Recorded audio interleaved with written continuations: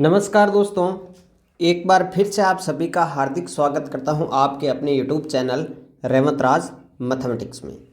साथियों, हम लोग पढ़ रहे थे रेट 2022 के लिए संस्कृत का निःशुल्क बैच और उसमें अपना टॉपिक चल रहा था कारक प्रकरण। क्या टॉपिक चल रहा था साथियों? कारक प्रकरण का टॉपिक चल रहा था और हम जो है चतुर्थी विभक्ति, कौन सी विभक्ति? चतुर्थी विभक्ति यानी कि संप्रदान कारक के बारे में पढ़ रहे थे। इससे पहले वाले वीडियो में साथियों हमने जो है वह सूत्र देखा था, नमः स्वस्ति स्वाहा स्वदा अलम वसड योगाश्च। ठीक है, ये सूत्र हमने इससे पहले वाले लेक्चर में देख लिया था। आज हम उससे आगे बढ़ने वाले हैं और अगला मोस्ट इम्पॉर्टेंट सूत्र आपके सामने आ रहा है साथियों, मोस्ट इम्पॉर्टेंट सूत्र है।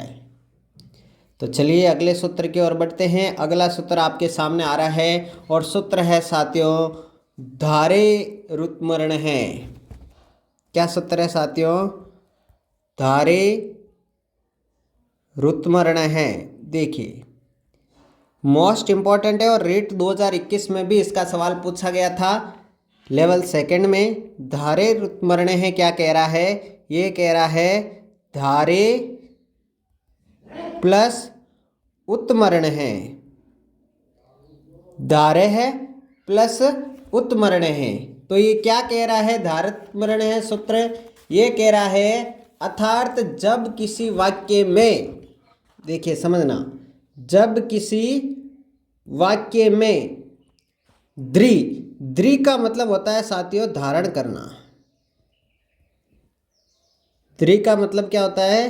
धारण करना। धातु का प्रयोग हो रहा हो तो वहां उत्मर्णे, उत्मर्णे का मतलब होता है जो उधार देता है, जो उधार देता है, उस शब्द की संप्रदान संज्ञा होती है। उस शब्द की कौन सी संज्ञा होती है साथियों? संप्रदान संज्ञा होती है। तो धारे रुत्मर्ण सूत्र के कह रहा है कि द्रि धातु यानी कि धारण करना का वाक्य में, किसी वाक्य में प्रयोग हो और उत्मर्ण जो उधार देता है उसकी जो है साथियों संप्रदान संज्ञा मानी जाती है। तो चलिए एग्जाम्पल को समझते हैं। एग्जाम्पल क्या कह रहा है ये तो आपके समझ में आ गया होगा कि द्रि धातु का प्रयोग होगा यानी धारण करना का, और जो उधार देगा उसकी संप्रदान संज्ञा मानी जाएगी। जैसे मैं एग्जाम्पल ले लूँ यहाँ पर साथियों, एग्जाम्पल लिया, राम श्याम से 1000 रुपये उधार लेता है। राम श्याम से 1000 रुपये उधार लेता है। तो द्रि धातु का प्रयोग होगा धार्यति, लेकिन यहां पर जो है उधार देने वाला कौन है? तो श्याम है। इस श्याम की जो है साथियों संप्रदान संज्ञा मानी जाएगी। तो श्याम की संप्रदान संज्ञा चतुर्थी विभक्ति का प्रयोग होगा तो श्यामाय बनेगा। तो इसका क्या बन जाएगा सेंटेंस? राम है श्यामाय 1000 रुपये है तो सहस्रम धार्यति। क्या बन जाएगा? राम है श्यामाय सहस्रम धार्यति। राम श्याम से 1000 रुपये उधार लेता है। बात समझ में आ गई क्या? आगे बढ़ूं? चलिए और एग्जाम्पल लेके देखते हैं। जैसे वह मुझसे 100 रुपये का ऋण लेता है। अगला एग्जाम्पल है वह मुझसे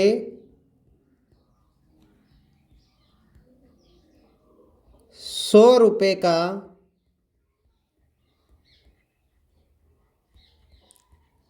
ऋण लेता है। वह मुझसे 100 रुपये का ऋण लेता है। तो चलिए अब देखते हैं इसका क्या बनेगा। मुझसे लेता है तो मुझसे की चतुर्थी मय्यम बन जाएगा, अस्मत् शब्द है। 100 रुपये शतम द्रि धातु धार्यति। ठीक है, तो वह का क्या बनेगा, सह मह्यम शतम धारयति, सह मह्यम शतम धारयति। आई बात समझ में? तो इस प्रकार से साथियों आपको ध्यान रखना है कि यदि ध्री धातु का प्रयोग हो रहा है तो जो उदार देता है उत्तमरण है, ठीक है, जो उदार देता है उसमें जो है साथियों उसकी संप्रदान संज्ञा होती है और चतुर्थी विभक्ति का प्रयोग होता है। बात समझ में आ गई? चलिए, तो ये चतुर्थी विभक्ति अपनी यहाँ पर कंप्लीट होती है। अब हम बढ़ रहे हैं आगे पंचमी विभक्ति की तरफ। पंचमी विभक्ति, या इसे हम कहेंगे कौन सा कारक, अपादान कारक। कौन सा कारक पढ़ने वाले हैं हम, अपादान कारक पढ़ने वाले। तो अपादान कारक क्या कह रहा है, देखिए अपादान कारक का सूत्र क्या है, सबसे पहले देख लेते हैं। अपादान संज्ञा विधायक सूत्र, अपादान संज्ञा विधायक सूत्र क्या है, सूत्र है ध्रुवम अपाये अपादानम, ध्रुवम पाये अपादानम, ध्रुवम अपाये अपादानम, ठीक है।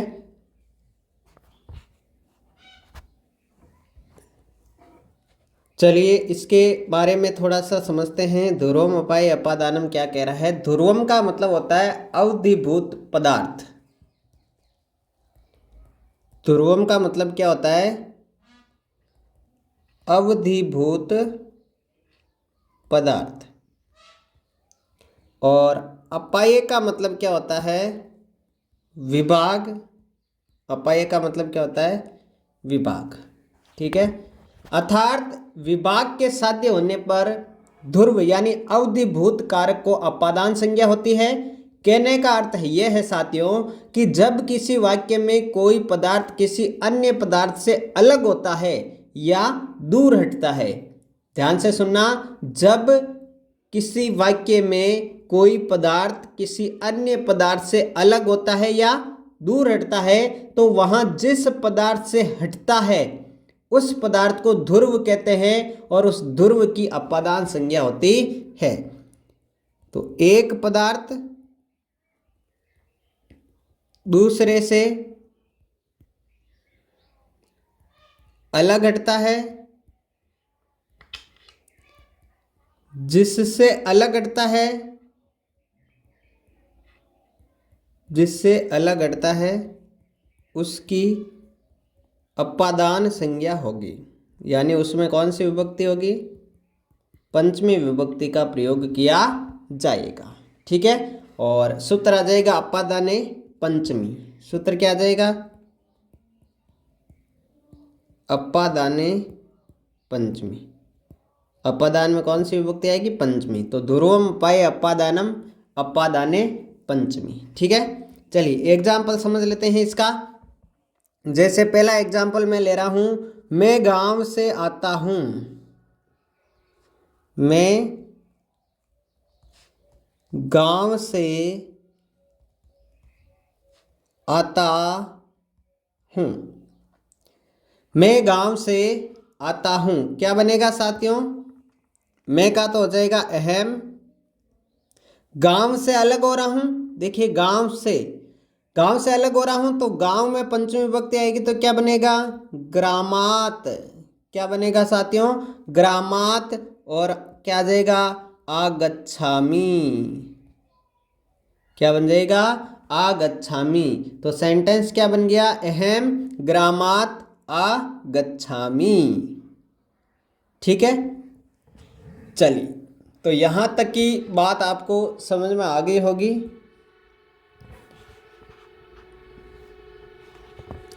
तो यहां पर अपादान जो है साथियों, एक चीज और समझते हैं यहां पर साथियों, बहुत ही इंपॉर्टेंट है। अपादान जो है वो दो प्रकार के होते हैं। अपादान जो है वह दो प्रकार के होते हैं। एक होता है चल अपादान, कोई सजीव पदार्थ हो सकता है, और एक होता है अचल अपादान, निर्जीव पदार्थ। ठीक है, तो अपादान कितने प्रकार के हो गए साथियों? दो प्रकार के, चल अपादान और अचल अपादान। ठीक है, तो ध्रुव शब्द का शाब्दिक अर्थ जो है वह स्थिर पदार्थ से ही ग्रहण किया जाता है, परंतु अलग हटने के संदर्भ में इस शब्द को स्थिर एवं अस्थिर दोनों रूपों में ग्रहण किया जाता है। इसी के आधार पर जो है ये अपादान दो प्रकार के हो गए, चल और अचल। जैसे सेंटेंस समझते हैं ये क्या है चल और अचल का मामला। सेंटेंस जैसे मैंने लिया, दो मेष एक दूसरे से दूर हटते हैं। दो मेष एक दूसरे से दूर हटते हैं, ये क्या है? चल अपादान है। क्या है? चल अपादान। तो क्या बन जाएगा? मेषौ, द्विवचन लगा दिया, मेषौ परस्परमात्, परस्परमात् अपसरत है। तो ये किसका उदाहरण है? ये चल अपादान का उदाहरण है।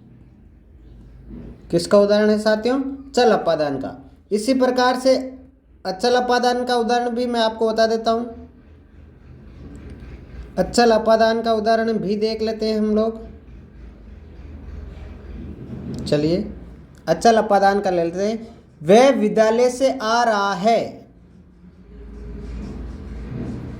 वह विद्यालय से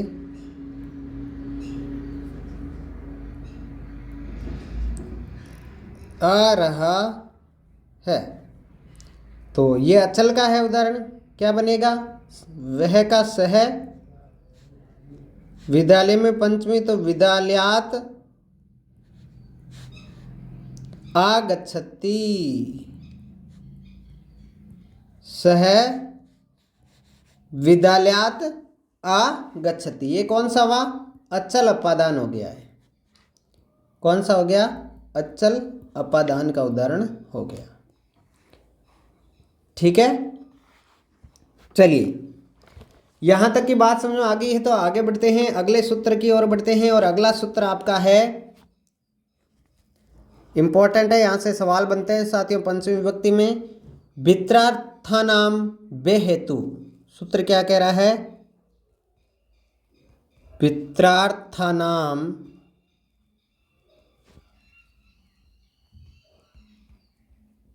बेहेतु। पित्रार्थानाम बेहेतु क्या कह रहा है सूत्र समझते हैं। भी एवं त्रा धातु के योग में अथवा इनके समानार्थी धातुओं के योग में जिससे भे हो व जिससे रक्षा की जाए वहां पर जो है उस शब्द में पंचमी विभक्ति का प्रयोग किया जाएगा। भी का मतलब होता है भे, डर। ठीक है, और त्रा का मतलब होता है रक्षा करना। त्रा का मतलब क्या होता है साथियों? रक्षा करना। और भी का मतलब क्या हुआ? बे, डर। इसका मतलब ये हुआ यदि किसी वाक्य में भी और त्रा धातु के योग में या इनका समानार्थी शब्दों के योग में भे यानी जिससे डरा जाए, त्रा यानी जिससे रक्षा की जाए, तो उस शब्द में जो है वहां पर इनके प्रयोग में पंचमी विभक्ति का प्रयोग होगा। कौन सी विभक्ति का प्रयोग होगा साथियों? पंचमी विभक्ति का प्रयोग होगा। यह सूत्र है वित्रार्थानाम बे हेतु। चलिए एग्जाम्पल समझते हैं, क्लियर हो जाएगा। बालक सांप से डरता है। बालक सांप से डरता है। बनाइए जल्दी से आप लोग। बालक का क्या बने? किससे डरता है? सांप से। सांप से डर लगता है तो सांप में यहां पर जो है पंचमी विभक्ति का आपको प्रयोग करना है, बस सिंपल। तो बालक का क्या बन जाएगा? बालक है सांप में पंचमी विभक्ति लगाएंगे तो सर्पात, क्या बन जाएगा? सर्पात। और बिभेति, बालक सांप से डरता है। बालक सांप से डरता है। क्लियर? चलिए अगला बनाते हैं, एक और सेंटेंस लेते हैं साथियों। तो चलिए दूसरा ले लेते हैं। द्वारपाल चोर से रक्षा करता है। मैंने लिखा द्वारपाल चोर से रक्षा करता है। द्वारपाल चोर से रक्षा करता है। बनाइए, त्रा धातु रक्षा करना, तो द्वारपाल है, या इसको प्रतिहार भी कह सकते हैं। द्वारपाल है किससे? चोर से, तो चोरात त्रायते, या इसको ऐसे भी लिख सकते हैं रक्षति। ठीक है, द्वारपाल है चोरात त्रायते, या प्रतिहार है चोरात रक्षति। दोनों बना सकते हैं, कोई दिक्कत नहीं है। ठीक है, चलिए एक आपको मैं होमवर्क के रूप में देता हूं, फिर अगला सूत्र हम पढ़ेंगे। आप कमेंट करके बताना इसका राइट आंसर क्या होगा। तो आपको बनाना एक सेंटेंस मैं दे रहा हूं आपको, चलिए लिख लीजिए। तीसरे नंबर वाला आपको करना है कमेंट बॉक्स में आंसर। मृत्यु से भय नहीं है। मृत्यु से भय नहीं है, इसका आपको कमेंट में बनाना है। पंचमी विभक्ति का ही प्रयोग करना है, भय आया हुआ है। ठीक है, चलिए अगले सूत्र की ओर बढ़ते हैं साथियों। अगला इंपॉर्टेंट सूत्र है पंचमी विभक्ति का ही, जिससे सवाल आता है। जुगुप्सा विराम परमादर्थ नाम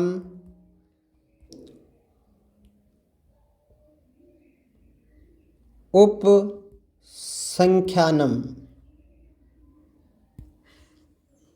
चलिए सूत्र क्या कह रहा है इसके बारे में समझ लेते हैं, अभी कोई दिक्कत नहीं है। जुगुप्सा विराम परमार्थनाम संख्यानम। जुगुप्सा, देखिए कौन कौन से वर्ड है इनके आपको अर्थ ही समझने हैं बस, बाकी तो काम हो ही जाएगा। जुगुप्सा यानी घृणा करना। जुगुप्सा का मतलब क्या है? घृणा करना। अगला है विराम। विराम का मतलब दूर हटना या भागना। प्रमाद इंपॉर्टेंट है, ये पूछा गया है। आलस्य करना। ठीक है, अर्थ प्रकट करने वाले धातुओं के योग में जिससे घृणा प्रकट की जाती है, या दूर हटा जाता है, या आलस्य किया जाता है, उसमें जो है पंचमी विभक्ति का प्रयोग होता है। ठीक है, इनसे संबंधित जो भी शब्द आएंगे उन शब्द में पंचमी विभक्ति का आपको प्रयोग करना है।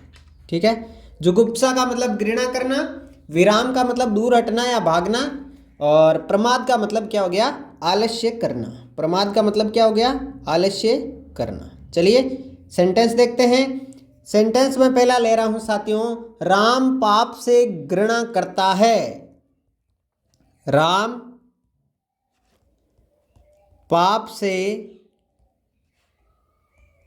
घृणा करता है। राम पाप से घृणा करता है। घृणा करना, जुगुप्सा अभी पढ़ा हमने, तो क्या आ जाएगा? राम है पाप से, तो पाप शब्द में पंचमी लगेगी तो पापात। राम है पापात जुगुप्सते।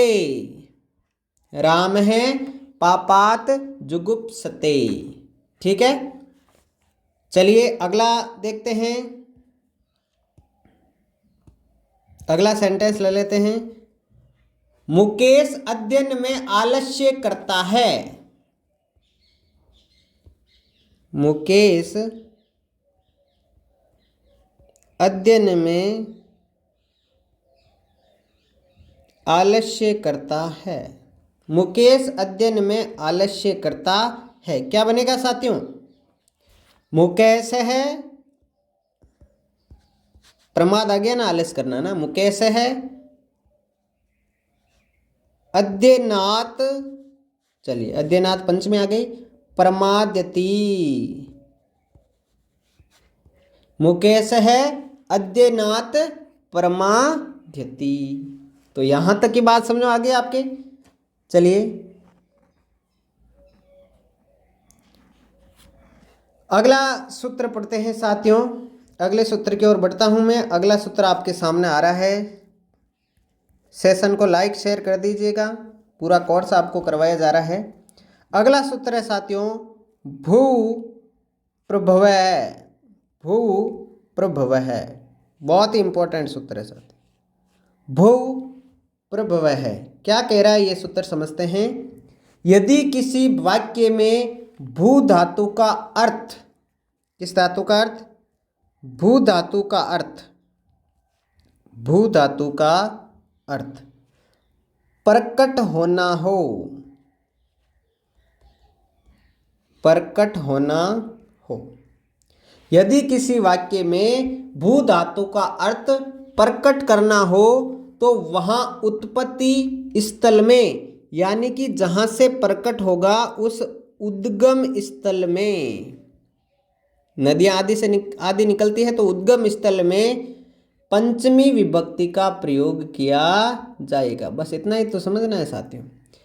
यदि किसी वाक्य में भू धातु का अर्थ प्रकट करना ग्रहण किया जाए तो उत्पत्ति या उद्गम स्थल में पंचमी विभक्ति का प्रयोग किया जाएगा। नदियां आदि निकलती है ना अपने उद्गम स्थल से, उसी के अर्थ में इस सूत्र को काम में लिया जाता है, पंचमी विभक्ति लगाई जाती है।